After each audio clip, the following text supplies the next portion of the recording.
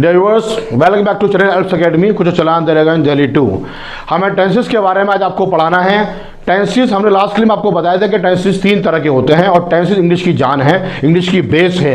अगर टेंसेस हमारे समझ में आ गया अच्छी तरीके से, हम बहुत इजीली इंग्लिश में जो है कन्वर्सेशन आराम से कर सकते हैं, अच्छी तरह स्पीकिंग कर सकते हैं। टेंसेस 3 होते हैं, 3 के हमारे जो पार्ट्स हैं टोटल मिलके 12 हो जाते हैं। मैंने आपको लास्ट क्लिप में बताया था। उसमें सबसे जो पहला पॉइंट है, जो सबसे बेसिक पॉइंट हमारा, वो है प्रेजेंट इंडेफिनिट टेंस। देखिए, अगर हमने इस पार्ट को अच्छी तरह समझ लिया तो बाकी के आगे सारे टेंसेस हम आराम से अच्छी तरह समझ सकते हैं। जल्दबाजी नहीं है। देखिए, कोई टॉनिक तो है नहीं कि हमने पी लिया और हमें इंग्लिश आ गई। अच्छी तरह समझना पड़ेगा। हमारी कोशिश है बहुत ज़्यादा इजी करके आपको सिखा सकें, पढ़ाना नहीं, सिखाना। जी हाँ, सीखना है हमें, हमारी कोशिश सिखाने की है। अब हम कैसे पहचाने ये प्रेजेंट डेफिनेट है, ये पास्ट इंडेफिनिट है। जैसे एक फैमिली के अंदर 12 लोग हैं तो 12 के नाम अलग अलग होते हैं, मिलते जुलते सब लोग होते हैं, सबकी 2 आंखें, 2 कान, 2 पैर। इसी तरीके से 12 जो टेंसेस हमारे हैं, हमें पहचानेंगे कैसे? तो सबसे जो पहला पॉइंट हमारा होता है वो यही होता है, इसकी पहचान। हमने इसमें कुछ पॉइंट्स बनाए हैं जो आज तक आपने कहीं पे सीखे नहीं होंगे, ना किसी ने आपको बताए होंगे।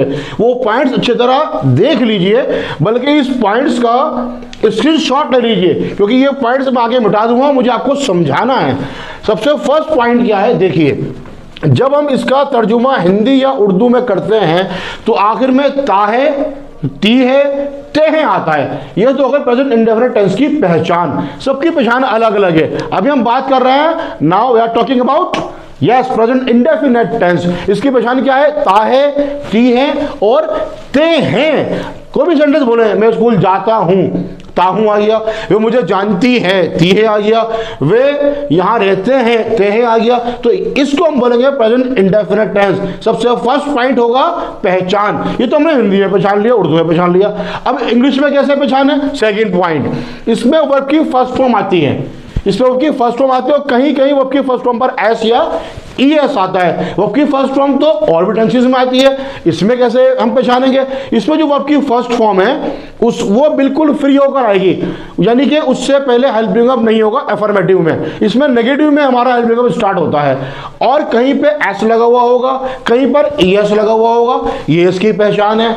इसके सेंटेंसेस हैं वो समझाएंगे, आपको सब क्लियर हो जाएगा स्टेप बाय स्टेप। अब थर्ड पॉइंट क्या लिखा है मैंने?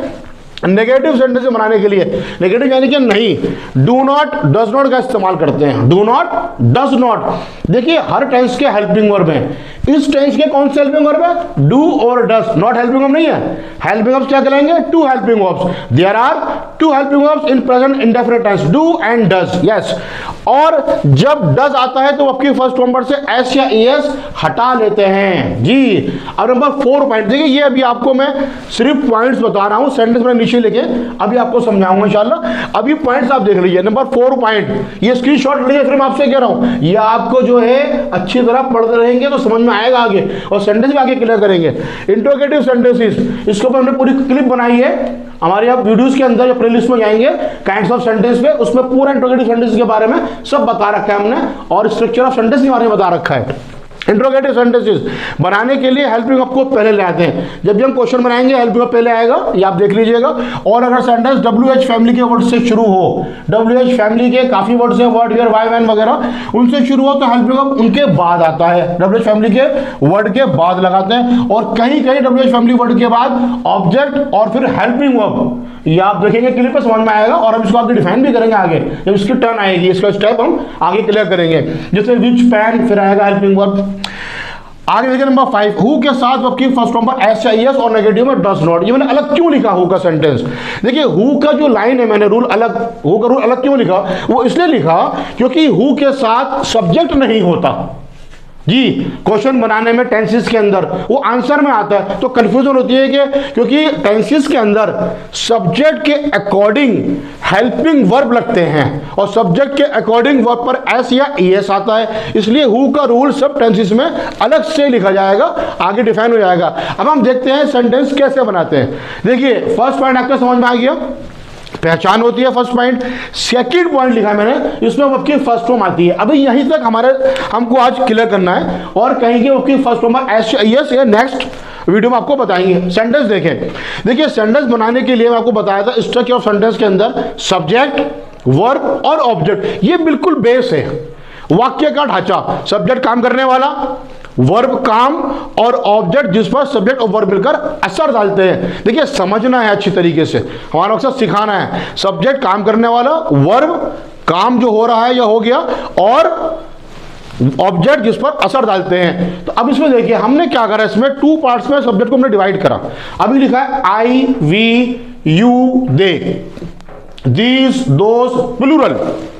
आई में वी, हम, यू तुम सब जानते ही हैं। इससे मैंने ही शी के बारे में नहीं लिखा, उसका रूल अलग है। अब अभी हम इसको समझे अच्छे तरीके से कि आई, वी, यू, दे और दीज, दो, जो भी प्लूरल है, दो यानी एक से ज्यादा हो, वहां पर हम क्या करेंगे, वर्ब की फर्स्ट फॉर्म पर कुछ नहीं, यानी कि जो वर्ब की जो फर्स्ट फॉर्म है वो ऐसे के ऐसे आएगी। अब सेंटेंस देखें, मैंने लिखा आई रीड न्यूज़पेपर। हिंदी देखें, मैं अखबार पढ़ता हूं, मैं अखबार पढ़ता हूं। काम कर रहा है, मैं कर रहा हूं।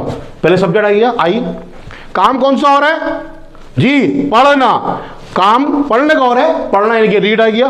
क्या पढ़ रहा हूं, न्यूज़पेपर। अगर मैं कहूं आई रीड, मैं पढ़ता हूं, आपके समझ में नहीं आया मैं क्या पढ़ता हूं भाई, न्यूज़पेपर है, मैगजीन है, कुछ भी हो सकता है। तो मैं पढ़ता हूं, सब्जेक्ट वर्ब मिलके असर डाल रहे हैं ऑब्जेक्ट पे, आने वाले वर्ड पे, that is called object. I read newspaper. एक चीज और ध्यान रखें, अगर आप इसकी हिंदी करेंगे, मैं पढ़ता हूं अखबार, तो सिस्टम अलग हो जाएगा उसका।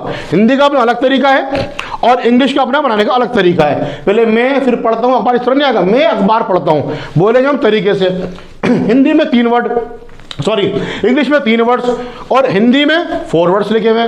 तो एक चीज का और ध्यान रखिएगा, प्रेजेंट इंडेफिनिट टेंस में हूं, हैं, हो, है, ये वर्ड्स आएंगे ट्रांसलेशन में, लेकिन इसकी इंग्लिश नहीं बनेगी। जी हाँ, इज, एम, आर ये नहीं आएगा, क्योंकि एम मीन्स हूं होता है, आर मीन्स हो होता है या है होता है, और इसका मतलब है होता है, वो नहीं आएंगे।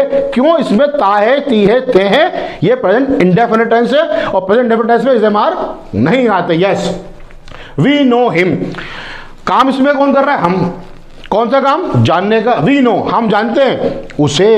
कभी कभार हम भी ऑब्जेक्ट हो जाते हैं, जैसे मिसाल के तौर पर वो मुझे मारते हैं, काम कर रहा है वो, बहुत सारे। दे, काम कौन सा, मारने का। बीट, किसे, मुझे। मी, अब मैं ऑब्जेक्ट हो गया। काम करने वाला सब्जेक्ट और काम जिस पर असर आ रहा है दैट इज ऑब्जेक्ट, वो हम भी हो सकते हैं। बिल्लियां दूध पीती हैं, बिल्लियां सब्जेक्ट, काम कौन सा कर रही हैं, पीना, ड्रिंक, टेक, क्या चीज, मिल्क। ओके, आगे देखें, यू कुक डिलीशियस फूड। तुम काम कर रहे हो, तुम पकाते हो जायकेदार खाना, तुम जायकेदार खाना बनाते हो। You cook delicious food, subject, verb, object. पहले हिंदी में जाएं हम, फिर उसकी इंग्लिश बनाएं। आप भी इसकी प्रैक्टिस करिए, बहुत सारे सेंटेंस बना सकते हैं। रास्ते में चल रहे हैं, चलते में दिमाग में आ गया, जैसे कि वे कपड़ा बेचते हैं, दे सेल क्लोथ्स, बना दिया इस तरीके से। They go to the school, वे स्कूल जाते हैं। दे, वे बहुत सारे काम करने वाले। वर्ब की फर्स्ट फॉर्म, वर्ब की फर्स्ट फॉर्म पर कुछ नहीं लगेगा जी, एस यस नहीं आएगा। क्यों, क्योंकि यहां पे शुरू में दे है। Yes, they go to the school, the school ये हमारा ऑब्जेक्ट है, ठीक है। वे बॉयज यानी कि दोज बॉयज, अगर मैं बोलूं दे बॉयज तो ये सेंटेंस मेरा गलत हो जाएगा, क्योंकि दे के साथ बॉयज, दे के साथ गर्ल्स नहीं लगता, दोज दीज करके हमें लगाना पड़ेगा। दोज बॉयज, वे लड़के, वे लड़के काम करने वाले। फुटबॉल खेलते हैं, काम कौन सा हो रहा है, यस खेलना, प्ले, वर्ब। फिर क्या आएगा, फिर football, object, subject, verb and object. अब इधर देखो और सेंटेंसेस भी हैं प्रैक्टिस के लिए, क्योंकि हमें सीखना है तो हमें अच्छी तरीके से टाइम देना पड़ेगा और प्रैक्टिस अच्छी करनी पड़ेगी, तभी हम सीख पाएंगे। These girls wash clothes, subject हमारा ये रहा, दीज गर्ल्स वॉश क्लोथ्स, ये लड़कियां कपड़े धोती हैं, काम ये लड़कियां कर रही हैं। दीज गर्ल्स, काम कौन सा हो रहा है, धोना। यस, सेकंड नंबर पे ये हमारा धोना, वर्ब। उसके बाद फिर ऑब्जेक्ट क्लोथ्स, ठीक है। The children make a noise, बच्चे शोर मचाते हैं, बहुत सारे बच्चे, तो वर्ब की first form. Make a noise हमारा एक साथ ही लिखा जाता है, एक फ्रेज हमारा, यानी कि शोर मचाना। नॉइस शोर, मेक अ नॉइस शोर मचाना। द बर्ड्स फ्लाई, अब मैंने यहाँ पे ऑब्जेक्ट नहीं लिखा, कभी कभी ऐसे भी होता है सब्जेक्ट और वर्ब है, सेंटेंस बन गया।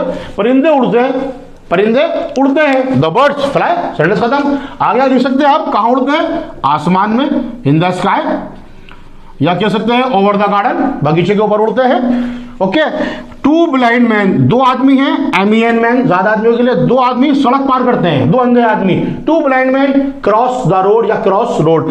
दा का इस्तेमाल हम क्लिप आपको बताएंगे। दा जो है कॉमन नाउन को प्रॉपर करने के लिए इस्तेमाल करते हैं।